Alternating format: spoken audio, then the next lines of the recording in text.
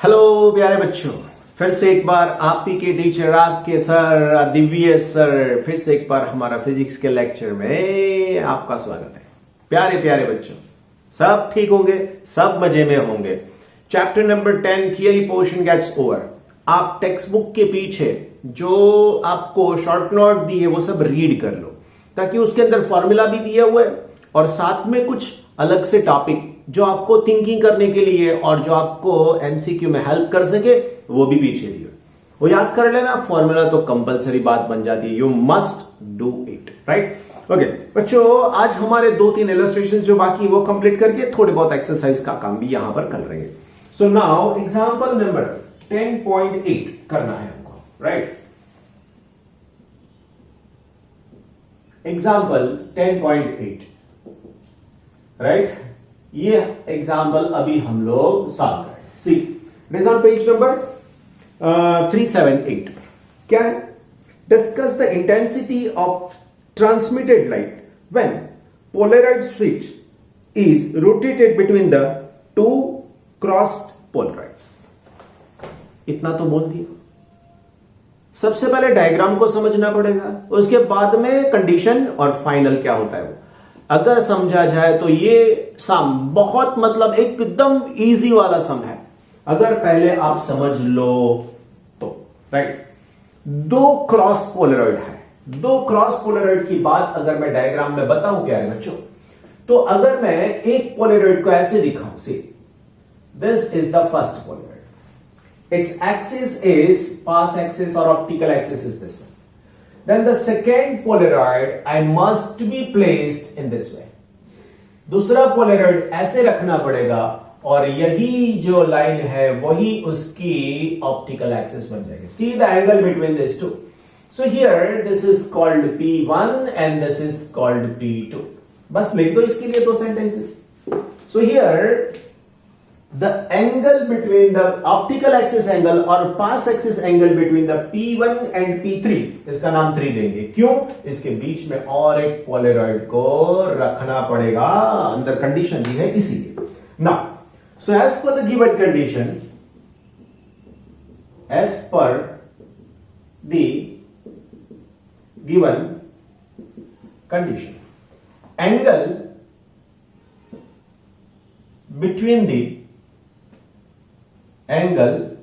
between the pass axis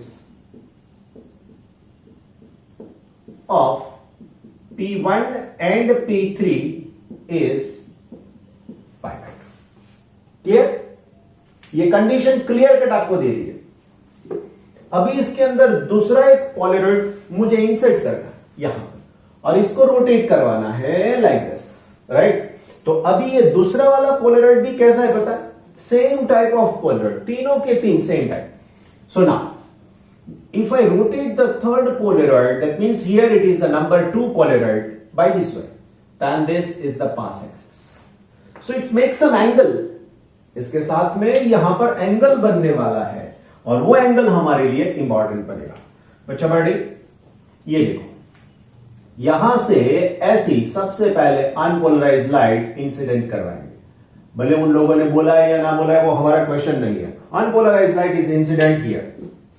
ऐसी unpolarised light यहां पर आएगी तो सिंपल इसमें से सिर्फ और सिर्फ एक ही इंटेंसिटी आपको मिलेगी बच्चों, और वो होगी E not. And the intensity, ये इलेक्ट्रिक फील्ड वेक्टर है, and the intensity that you know that is called I। अभी इसमें से यहां पर ये वाली लाइट ऐसे आएगी, you will get the 2 component of it. इसके आपको 2 कंपोनेंट मिलने वाले हैं, one is this one and other one is this one. ये जो है नाम दिया था मालस लॉ, समझाया तब, तो यहां से फिर से सब रिपीट नहीं करेंगे। This component you will get out of it यहां पर, right. So what about the angle here? This angle is theta, ये वाला बन जाएगा। So now, what about the intensity here? This intensity is known as I naught then cos square theta. ये हो जाता है। So यहां पर intensity ये बन गई। Now what are you getting here? बच्चों यहां पर क्या मिलने वाला है वो आपका क्वेश्चन है, पता है? यहां पर क्या होगा वो कैसी लाइट मिलेगी वो आपका क्वेश्चन है, राइट। सो थोड़ा एक स्टेटमेंट और लिखना पड़ेगा। सो द एंगल बिटवीन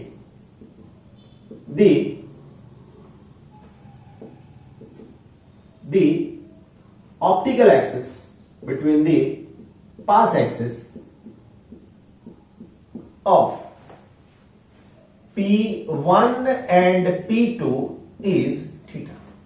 इसका नाम P2 रख दें। Angle between the path axis of P2 and P3 is what? ये दोनों के बीच का एंगल थीटा है। ये एंगल थीटा हो गया तो अभी इसमें से थीटा निकल जाएगा। So it is π/2 minus theta. बस ये कंसेप्ट यहां पर बहुत एकदम से क्लियर हो गया, right. Now if light is incident on P1 polarizer, then from P2 the light intensity is, you can say I2 is equal to, this intensity is I naught, so you can say that here, so I2 is equal to, you can say that I naught then cos square theta, right। now what about here to here, ये जो मिली ये लिखी, right. अभी इसके बाद में क्या होगा? So now from P3 the intensity of light is, from P3 the intensity is I3, it is equal to I2 cos square π/2 minus theta. ऐसा क्यों? बिकॉज इसके पीछे जो कुछ भी मिलने वाला है उसकी इंटेंसिटी भी आप यही लिख सकते हो, यहां पर जो लाइट निकलेगी वो, तो वो लिख सकते हो it is equal to, you can say that I2, this is I2, this is I1, right. So it is I2, okay लिखते हैं पूरा formula, I3 is equal to I2 then cos square π/2 minus theta, ये मिल जाएगा। Clear? बहुत अच्छे से। अभी इसको ट्रीट करना है, मैथमेटिकल ट्रीटमेंट है और कोई नहीं है। So therefore I3 it is equal to, I substitute this value of I2 here, यहां पे ये I2 सब्स्टिट्यूट कर देता हूं। So I2 is equal to, you can say that it is I naught then cos square theta into cos square π/2 minus theta. But you know very well, क्या आप जानते हो, but cos π/2 minus theta that is equal to sine theta. ये आपको मालूम है प्यारे बच्चों। तो अगर ऐसा होता है तो क्या होगा? So therefore this I3 is equal to I naught cos square theta into sine square theta, right. अभी इसको मैं 4 से मल्टीप्लाई करता हूं, 4 से डिवाइड करता हूं। So therefore this I3 is equal to, I write like this, I naught by 4 into 4 sin square theta into cos square theta। और एक रीअरेंजमेंट हो रही है, देख लेना। This I3 is equal to I naught by 4 to, you can say sin theta into cos theta and the square of it। So therefore this I3 is equal to I naught by 4 and here it is sin 2 theta and the square of it। मतलब क्या हुआ? मतलब ये हुआ कि यहां पर इतनी इंटेंसिटी आपको मिल सकती है और यही फॉर्मूला आपको पूछा गया है। So this is number 1। So this equation will gives you the resultant intensity out of it, मतलब लास्ट में से जो निकलेगी वो होगी द वैल्यू ऑफ थीटा। देखते हैं, if this theta is equal to 0 तो साइन 0 0 हो जाएगा। If this theta is equal to π/2, see sine π/2 नहीं आएगा, sine 2 into π/2, this 2 into π/2, so it is pi and sine pi 0, you can say pi आ जाएगा 2 pi, it is 0। Then after 3 π/2 तो वो भी 0। If theta is equal to this value, so therefore I can say that the intensity becomes 0. ये result आपको मिलेगा. और एक condition, if the theta is equal to, you can say that pi by 4. देख लो क्या होता है. If this theta is equal to pi by 4, then 2 into pi by 4, 2 gets cancelled with 4, so it is pi by 2. And sin pi by 2 is 1, so it is pi by 4, then 3 pi by 4, then 5 pi by 4. For all this value, you are getting this I is equal to I naught by 4. बच्चों ये result वाले question direct plane में बैठ के आपकी MCQ में आ जाएंगे. Question इसमें जो है ना वही होगा, लास्ट 2-3 वर्ड बदल के आपका क्वेश्चन बन जाएगा और ये प्लेन में बैठ के आपके क्वेश्चन पेपर में होते हैं.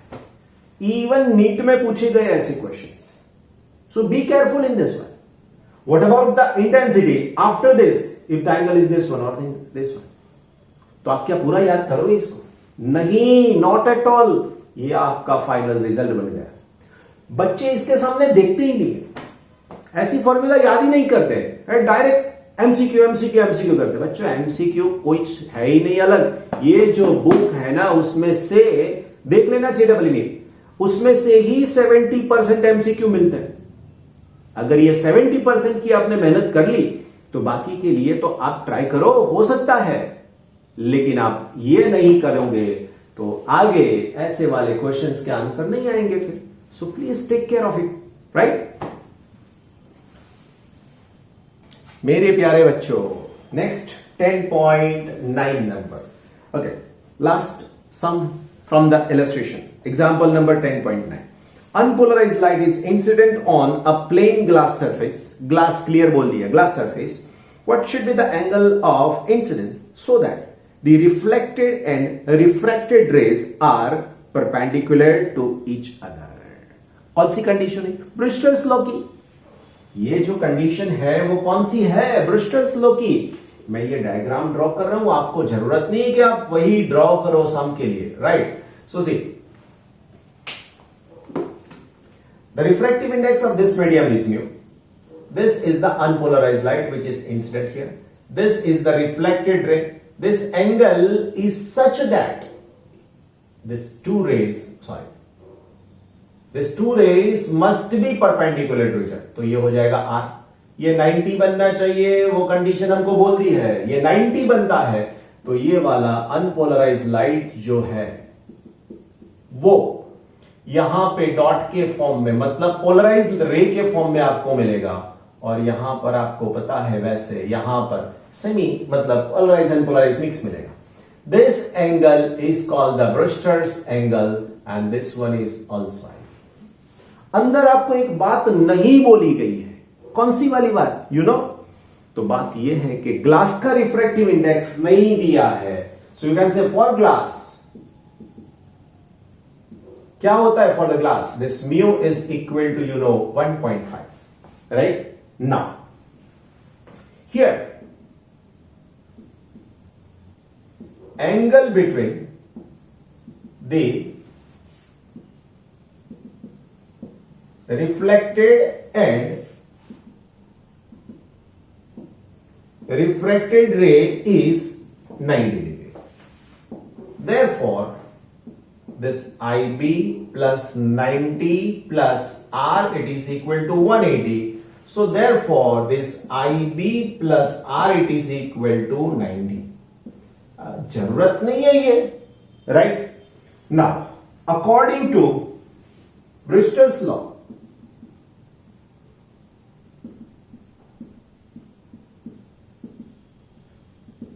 Brewster's law क्या लिख सकते हैं?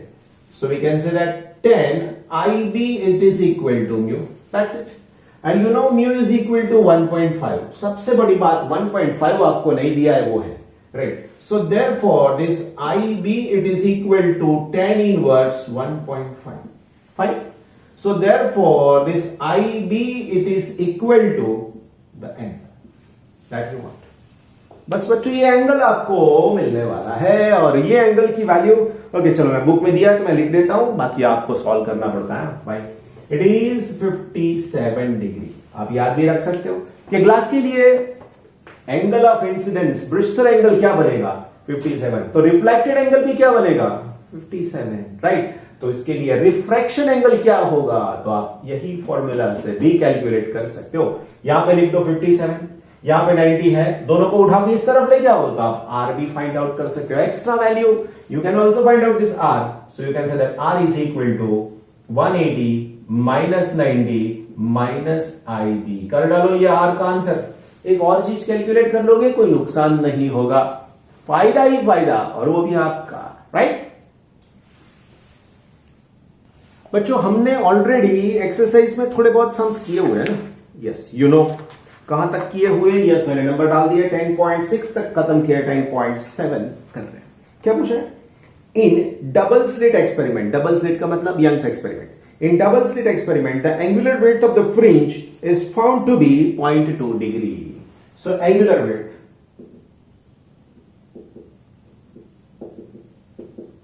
it is equal to theta, you can say that 0.2 degree, right? Okay, then after क्या पूछा है, and the screen is 1 meter away, so screen का distance का मतलब you can say d capital 1 meter away. Okay, right. The wavelength of the light used is 600 nanometer. So lambda that is given to you, that is equal to 600 into 10 to the power minus 9 meter.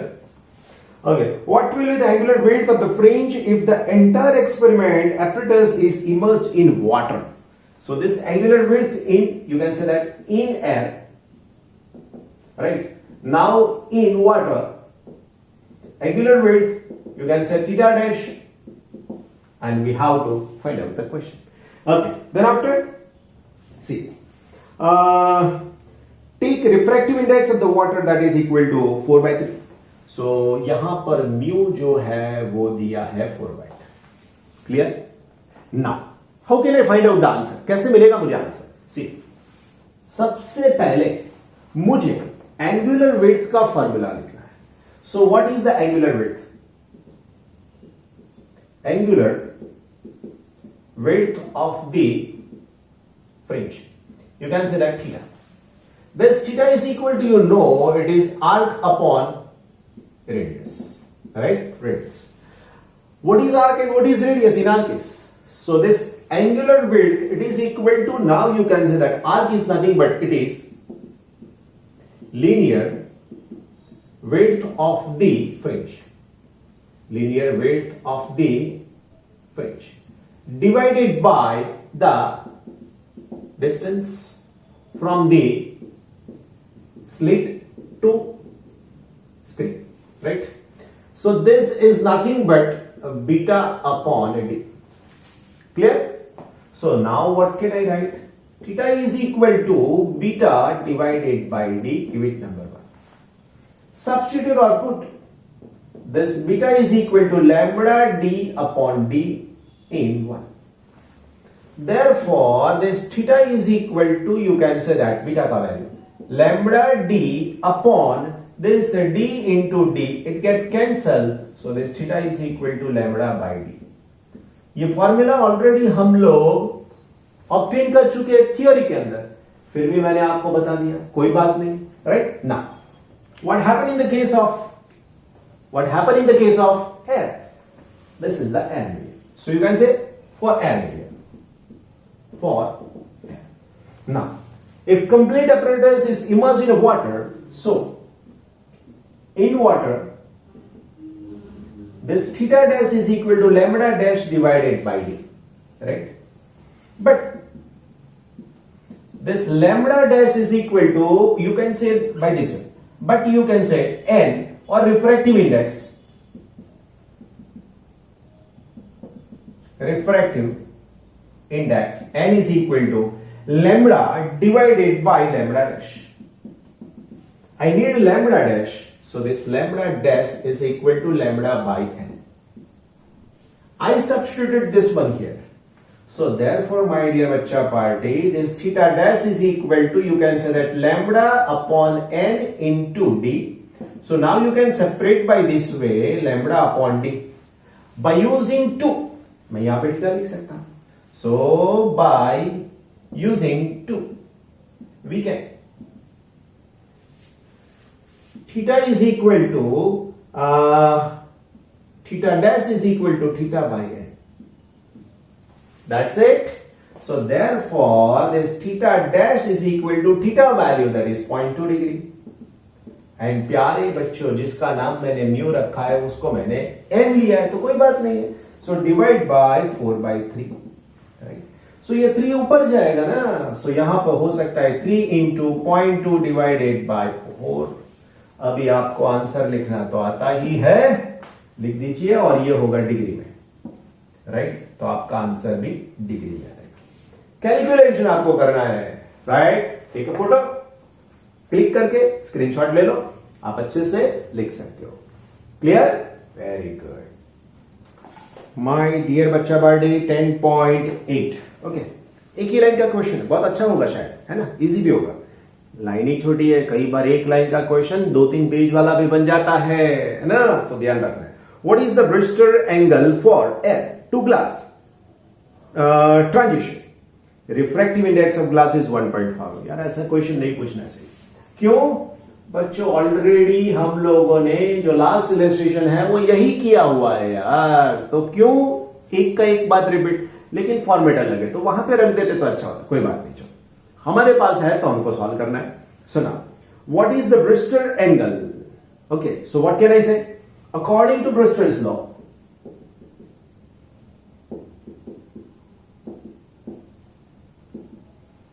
Brewster's law. What can I write? I write that tan IB, that is equal to mu. And this mu is for air to glass. Air to glass में कोई problem नहीं आएगी. लिखना है तो बाकी लिख सकते हो. This is mu g upon mu air. Mu g का value 1.5 and this is 1, so you can say 1.5. So therefore this IB, it is equal to tan inverse 1.5. And this IB is equal to this angle. प्यारे बच्चों, कितनी छोटी सी बात है कि नहीं? अगर ऐसी एंगल की वैल्यू आप लोग याद कर लेते हो तो आपको कोई दिक्कत नहीं आने वाली, कोई दिक्कत नहीं आएगी. Please, right. बस तो समझ लीजिए, है ना. My dear friends, next question, it is 10.9. क्या पूछा है 10.9 में? Light of wavelength 5000 angstrom falls on a plane reflecting surface. Lambda दे दिया है 5000 एंगस्ट्रॉम. पहली बार एंगस्ट्रॉम आया शायद ये बार, तो यहां पर कन्वर्जन भी अच्छे से सीख लो. -10 मीटर होता है, right. The surface. What are the wavelength and frequency of the reflected light? For what angle of incidence? The reflected ray normal to the incident ray. Okay. For the reflected ray, wavelength is same as incident ray. Therefore, lambda reflected, it is equal to 5000 10 raised to -10 meter. Same way, frequency of incident and reflected ray will also remain same. And this frequency, that is f, or you can say this nu. You have a formula, C is equal to lambda into nu. So this nu is equal to C upon lambda. So therefore this nu is equal to C की value की बात करूं तो 3 into 10 raised to 8, and lambda की बात करूं तो 5000 into 10 raised to -10. बच्चा बाटी यहां पर 3/5 कर दूं तो 10 to the power. ओके, और एक बात, into 10 raised to 8 divided by 10 raised to, ये 3 यहां पर जाएंगे, so -7. और इसको कैंसिल करूंगा तो ये हो जाएंगे 0.6. सो it is 0.6 into 10 raised to, यहां पर 14 मतलब 15 हो जाएगा. So this is the frequency. Correct.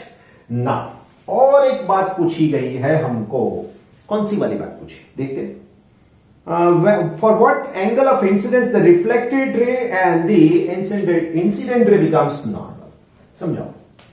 This is the reflecting surface, right? And this is the normal drawn to it. अभी होना क्या चाहिए बच्चों? See, this is the incident ray and this is the reflected ray. So this is incident ray, this one is reflected ray. अगर ये angle I है, ये angle R है, तो दोनों सेम होने चाहिए. तो यहां पे लिख सकता हूं, यहां पर here. Okay. For what angle of incidence the reflected ray normal to the incident ray? इसको ये नॉर्मल होना चाहिए, right? So here, okay, condition यहां पर ही लिखेंगे. या you can say that I plus R it is equal to 90. But सबसे अच्छी बात, but in the case of reflection, what can I से? I is equal.